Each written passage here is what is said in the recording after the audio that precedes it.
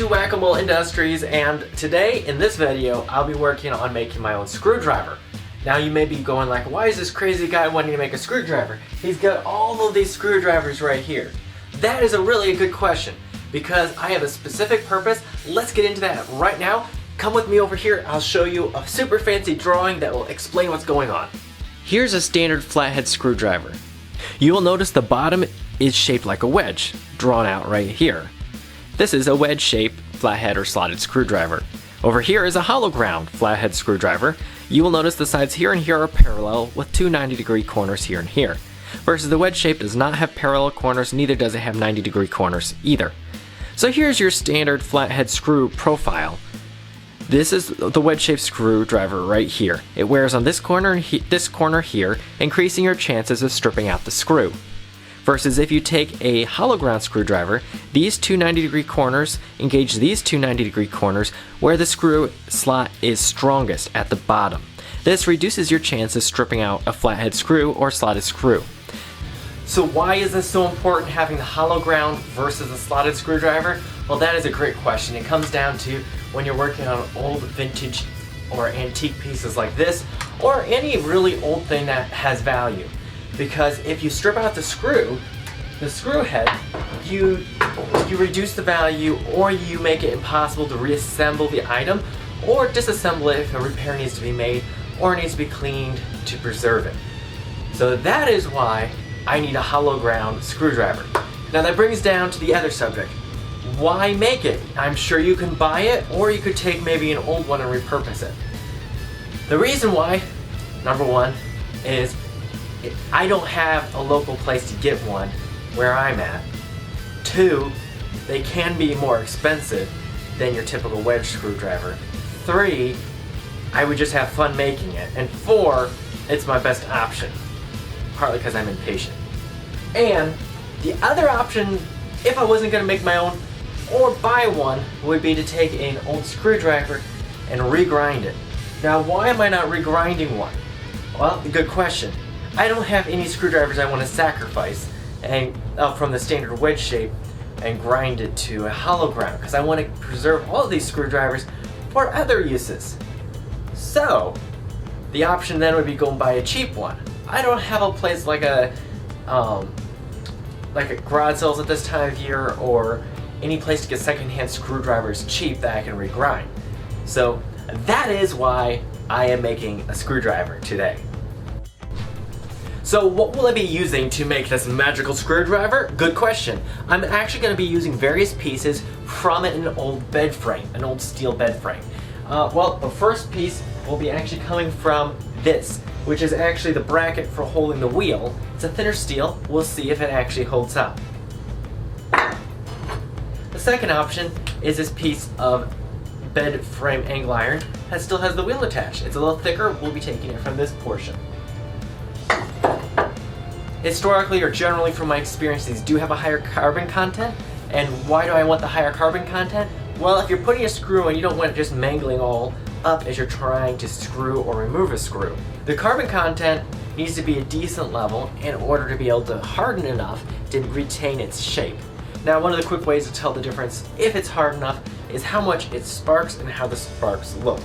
Now, I'm not a super big authority on this because I've worked on just learning about it as I go with these different projects to help me figure out how everything goes. But this is what I've learned so far.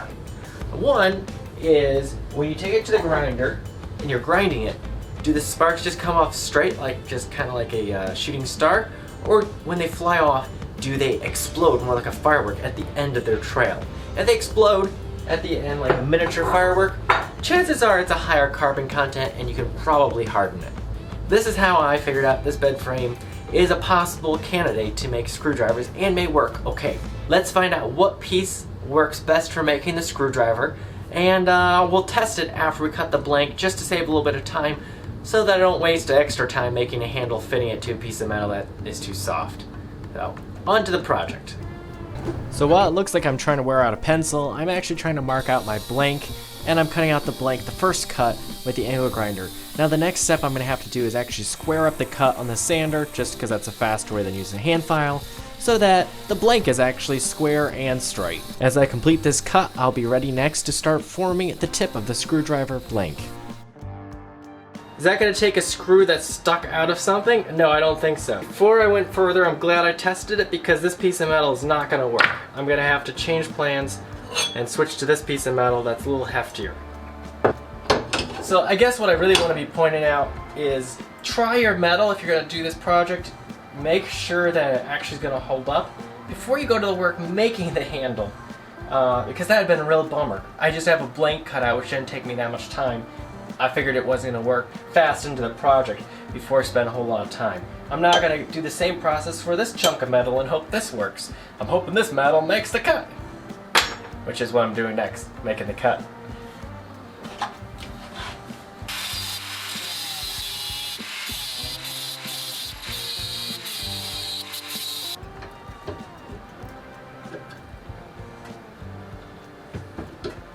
The other thing I'm questioning is once I grind down enough metal and make this the right diameter, or thickness I should say, to fit the screw, it's going to break off. That's what I'm concerned. I'm going to try to keep that narrow part very small, just small enough in height to fit the screw, because the more metal I have, the better chances it's all going to stay together versus falling apart to oblivion when I try to take the screw out.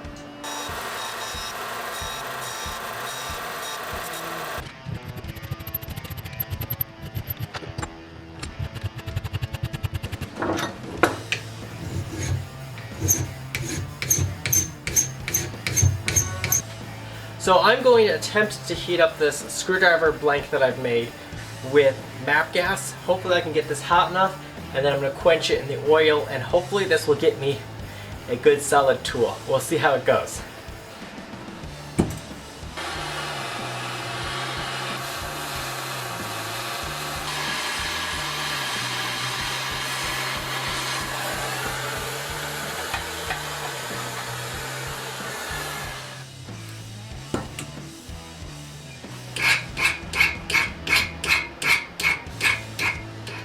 As you probably saw, this did not want to get all glowing bright red with this MAP gas and this torch setup.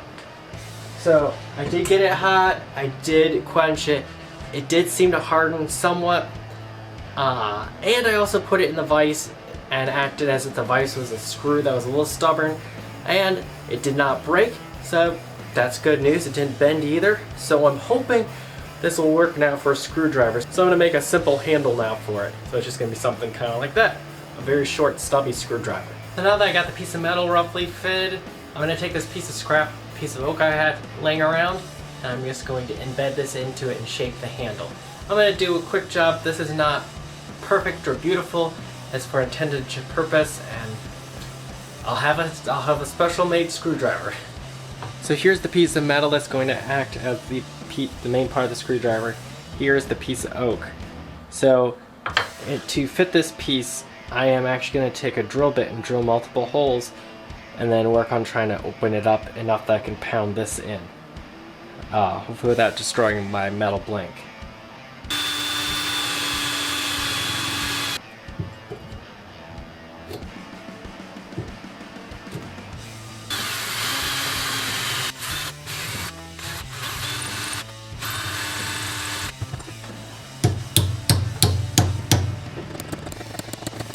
Real quick, I was pounding on the end, it didn't deform at all. I wish I now would have taken more time to shape this piece of wood. I'm going to shape it however I can with the wood brass, but now that it's seated in there. I guess that's a note for future self, maybe spend a little more time on your handle before you just go ramming it into the piece of wood.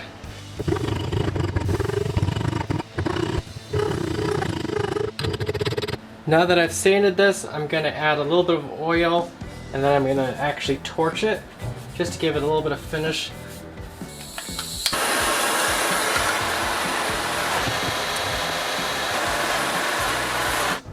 Breaking news! So this screwdriver broke. Well, it more like shattered. I'll show you what happened. The tip of the screwdriver just shattered right off. There's the part. There was the part, just dropped it. I had no luck finding the broken part. So what I'm going to do is I'm going to actually take it over to the belt sander, grind off material that I'm going to create flats, probably using the drum sander or the tool grinder, and then heat it up and anneal it. I mean, heat it up, quench it, and anneal it. Yeah, and then hopefully it'll hold up to those really stubborn screws. Remember earlier we were talking about sparks showing the carbon content? Notice how these sparks explode like miniature fireworks at the end.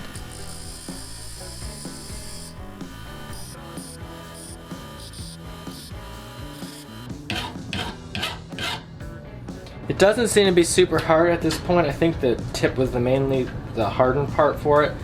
I'm gonna try heat treating it again and then annealing it.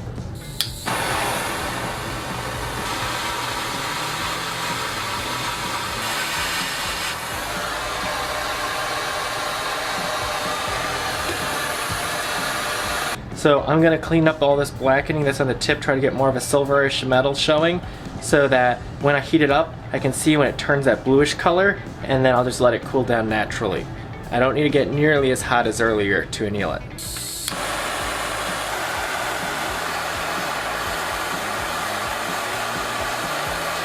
But it went from a silver to a gray blue with just that short amount of time heating it. So hopefully now it's annealed enough that it won't shatter on me. So the screwdriver is made. While it's not the most beautiful screwdriver in the world, let's see if it works. I'll be trying it out on a screw, flathead screw from 1936 from a Carcano M91 carbine, for example. So that's gonna be our test here, because I'm gonna need to be taking this apart anyways, so that's why I'm trying it out on this screw, and that's part of the reason why I'm making it. It's for things of similar genre and age. So here's the moment of truth. 2 screws, this one's actually beat up pretty good. I'm gonna try the screwdriver on it. I have not tried these screws at all.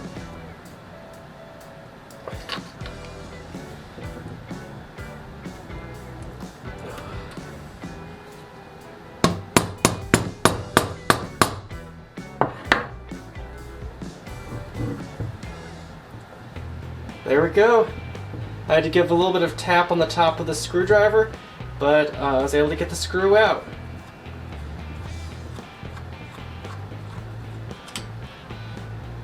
So I'm going to widen the angle a little bit. So what I did is I used this mallet to pound on the top of the screwdriver just to help seat it and hopefully break whatever dirt or whatever was keeping that screw from coming out. Okay, this turned out well. As you can see, it took out the screws even though they were stuck, and you can see it's a perfect fit to the screw. It did not deform the old screw any further than it previously was by whoever disassembled it in the past, because it is nicked up a little bit, but this did not do any of that. In fact, there's no bright shiny marks from this screwdriver. So I'm very happy with that. Even though I pounded on the top, nothing broke, nothing bent. The tip didn't deform even though I hammered it with a hammer on the tip of the screwdriver as I was seating it into the wood handle. It just worked great. I'm very pleased with it. Instead of damaging a historic piece, maybe consider making your own screwdriver if you don't want to fork out the bucks to buy an expensive set of screwdrivers that's meant to fit this type of screw. Make sure to leave a comment down below. I'd love to hear from you guys. Comments, thoughts, suggestions, all the above. Thumbs up would be greatly appreciated, and subscribe. I'll see you in future videos. Bye. Man, that Carcano was trying to scare me to death.